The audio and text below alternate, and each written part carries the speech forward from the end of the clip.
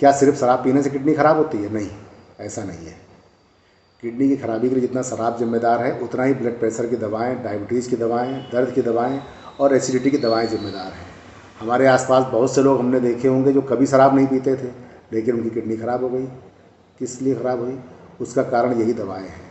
आज हर दूसरा व्यक्ति पेट का रोगी होता जा रहा है। गलत और बिना समय के खान पान से पेट में एसिड और गैस बनता है। उसके लिए लोग खान पान और दिनचर्या नहीं सुधारते, उल्टा उनके लिए गोलियां और सिरप पीने लग जाते हैं। यही गोलियां और सिरप किडनी में इन्फेक्शन करते हैं और किडनी को ख़राब करते हैं। गठिया जोड़ों के दर्द के लिए भी हम सबसे पहले गोलियां खाना शुरू कर देते हैं। वो भी गोलियां हमारी किडनी ख़राब करती हैं। ज़्यादा मांस खाने से भी किडनी ख़राब होती है। सबसे दुखद पहलू यह है कि किडनी की खराबी का हमें जल्दी पता ही नहीं चलता है। पता तब चलता है जब लक्षण आते हैं, और लक्षण भी तब आते हैं जब 60% किडनी खराब हो चुकी होती है। फिर शुरू होता है अस्पतालों के चक्कर का सिलसिला, और ये चक्कर तब ख़त्म होते हैं जब मरीज ही नहीं रहता। किडनी की जांच के लिए हमें सबसे पहले KFT अर्थात किडनी फंक्शन टेस्ट कराना होता है। किडनी की जांच के भी 5 चरण होते हैं। 5 चरणों में हमें किडनी के बारे में पता लगता है। क्रमबद्ध तरीके से किडनी खराब होती है, एकाएक किडनी कभी खराब नहीं होती है। पहले चरण जब प्रारंभिक दौर में किडनी हमारी खराब होती है, तो सबसे पहले हमारे पेशाब की मात्रा और पेशाब का रंग बदला हुआ दिखाई देता है। पेशाब की मात्रा या तो बहुत कम हो जाएगी या बहुत बढ़ जाएगी, और पेशाब का रंग पीला हो जाएगा। इसके साथ में क्रेटनाइन और GFR जो सामान्य स्तर पर ही दिखाई देगा। GFR हमारी किडनी की कार्यक्षमता बताता है। ये हमें किडनी फंक्शन टेस्ट से मालूम पड़ेगा। GFR के जरिए हम पता करते हैं कि हमारी किडनी किस गति से हमारे खून को साफ़ कर रही है। क्रेटनाइन एक प्रकार का केमिकल वेस्ट है जो खून में मिला होता है। हम जो भी भोजन करते हैं उसमें हमें प्रोटीन के साथ क्रेटनाइन भी मिलता है। खून में मिलकर ये क्रेटनाइन किडनी में जाता है और किडनी इसको छानकर पेशाब के रास्ते बाहर कर देती है। जब क्रेटनाइन और GFR का स्तर सामान्य है, तब हमें किडनी रोग का जल्दी पता नहीं चलता। सिर्फ अनुमान लगा सकते हैं कि हमारे पेशाब की मात्रा ज़्यादा हो गई है या कम हो गई है, पेशाब का रंग गाढ़ा हो गया है। इसके ज़रिए हम अनुमान कर सकते हैं कि हमारी किडनी में कुछ न कुछ तो समस्या आ गई। यहीं से हमें सावधानी रखनी चाहिए, अपने खान पान में सुधार करना चाहिए, और किडनी को साफ़ करने के जो सामान्य उपाय हैं उन्हें करना चाहिए। वो सामान्य उपाय मैं आगे आपको बताऊँगा। अब दूसरा चरण आता है। दूसरे चरण में मरीज का क्रेटनाइन तो लिमिट में रहता है, लेकिन GFR घटकर जो 120 होना चाहिए वो 90 से 60 तक हो जाता है। प्रोटीन की मात्रा बढ़ जाती है। हमारे खून की जांच हम जब करेंगे तो हमें खून की जांच में प्रोटीन की मात्रा बढ़ी हुई मिलेगी।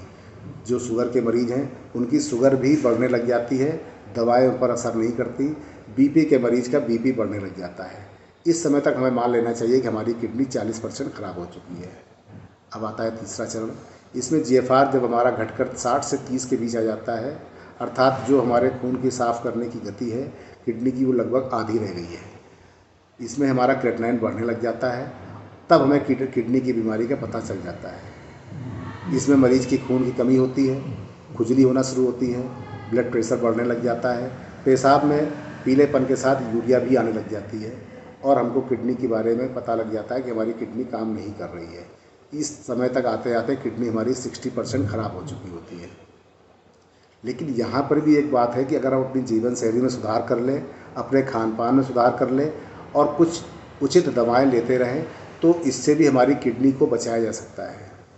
अगर यहाँ पर भी हम लापरवाही कर गए तो हम चौथे चरण में चले जाते हैं। यहाँ पर क्रेटनाइन बढ़कर 4 से 5 के बीच पहुँच जाता है, और GFR का लेवल जो है 30 से भी नीचे हो जाता है, अर्थात किडनी हमारा खून को साफ़ नहीं कर पा रही है। अब यहाँ से अगर हम थोड़ी और लापरवाही भी कर गए तो डायलिसिस या ट्रांसप्लांट तक नौबत आ जाएगी। यहाँ पर भी अगर हमने ध्यान नहीं दिया तो 5वें चरण में प्रवेश कर जाते हैं। यहाँ पर क्रेटनाइन हमारा 6 से 7 के बीच पहुँच जाता है, और डॉक्टर हाथ खड़े करके बोल देते हैं कि आपको डायलिसिस ही जाना पड़ेगा, या आपको किडनी ट्रांसप्लांट कराइए, उसके अलावा कोई इलाज नहीं है। तो यहाँ तक नौबत ना आए, इसलिए हमको सबसे पहले अपने पेशाब के रंग पर ध्यान देना चाहिए। अगर हमारे पेशाब का रंग बदल रहा है, पेशाब की मात्रा में बढ़ोतरी या पेशाब की मात्रा कम हो रही है, तब हमें तुरंत ध्यान देकर पेशाब की अपनी किडनी की जांच कराते रहना चाहिए। किडनी की खराबी होती क्यों है इसके बारे में भी समझ लीजिए। यदि हम लंबे समय तक पेशाब को रोकते हैं, यदि हम पानी कम पी रहे हैं, यदि हम केमिकल का भोजन ज़्यादा कर रहे हैं, कोल्ड ड्रिंक ज़्यादा पी रहे हैं, कोल्ड ड्रिंक हर प्रकार का केमिकल है, कोल्ड ड्रिंक हम ज़्यादा पी रहे हैं, सोडा ज़्यादा पी रहे हैं, शराब ज़्यादा पी रहे हैं, तब भी हमारा क्रेटिनाइन जल्दी बढ़ेगा। बाज़ार का पिसा हुआ नमक यदि हम ज़्यादा खाते हैं तब भी हमारा क्रेटिनाइन बढ़ने के चांस ज़्यादा रहते हैं। हाई बीपी और शुगर अगर हमें हो गई है, उसके इलाज में हम लापरवाही कर रहे हैं, केवल गोली खाकर हम उसको ठीक करना चाहते हैं, तो ये भी घातक है, इससे भी हमारी किडनी खराब होगी। दर्द की दवाएं अगर हम ज़्यादा ले रहे हैं वो भी हमारी किडनी को ख़राब करेंगी। सबसे मुख्य बात, हम अगर सूर्य की रोशनी नहीं ले रहे हैं, सूर्य से हमें विटामिन डी मिलता है, विटामिन डी हमारे शरीर में महत्वपूर्ण है। यदि हम विटामिन डी नहीं ले रहे हैं, सूर्य की रोशनी नहीं ले रहे हैं, तो उससे भी हमारी किडनी खराब होने के चांसेस बहुत ज़्यादा होते हैं। अगर हमारी जीवन शैली निश्चित नहीं है, हम कभी भी सोते हैं, कभी भी जागते हैं, तो इससे हमारी किडनी खराब होने की संभावना ज़्यादा रहती है। किडनी खराब हो रही है, इसकी पहचान हम कैसे करें? सबसे पहले जो मैंने बताया पहले भी आपको कि पेशाब हमारी दिक्कत करेगी, या तो पेशाब का रंग बदल जाएगा, पेशाब ज़्यादा होगी या कम हो जाएगी, पेशाब करते समय या तो जलन होगी या दर्द होगा।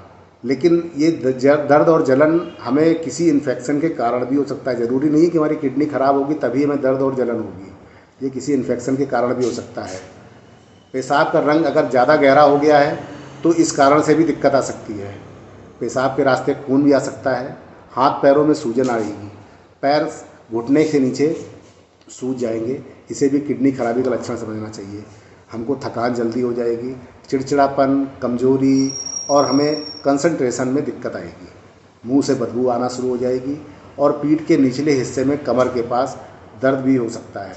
लेकिन ये दर्द हमें पथरी होने पर भी होता है, तो यहाँ पर हमें जांच करानी होगी कि दर्द हमें क्यों हो रहा है। किडनी की सुरक्षा हम कैसे करें?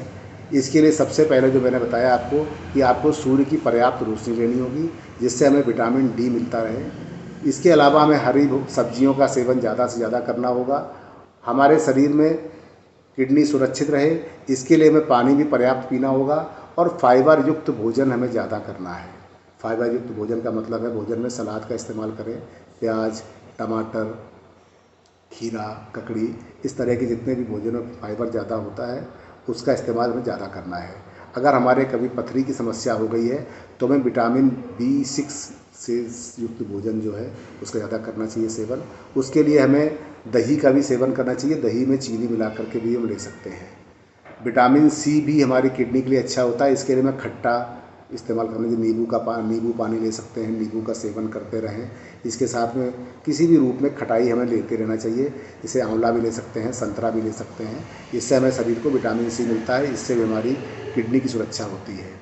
अगर किडनी हमारी स्वस्थ है, हम बीमार नहीं हैं, तो पर्याप्त मात्रा में हमें पानी पीते रहना चाहिए। 5 से 6 लीटर पानी हमें रोज़ पीना चाहिए। इसके बाद अगर हमें किडनी में कुछ खराबी है तो हमें डॉक्टर की सलाह लेकर के पानी की मात्रा तय करनी चाहिए। पानी किडनी की खराबी में कम पीना चाहिए, ज़्यादा पानी पीने से किडनी और ख़राब हो जाएगी। जिस समय हमारी किडनी ठीक प्रकार से सफाई नहीं कर रही है उस समय हम ज़्यादा पानी पिएंगे तो किडनी में और दिक्कत आ जाएगी।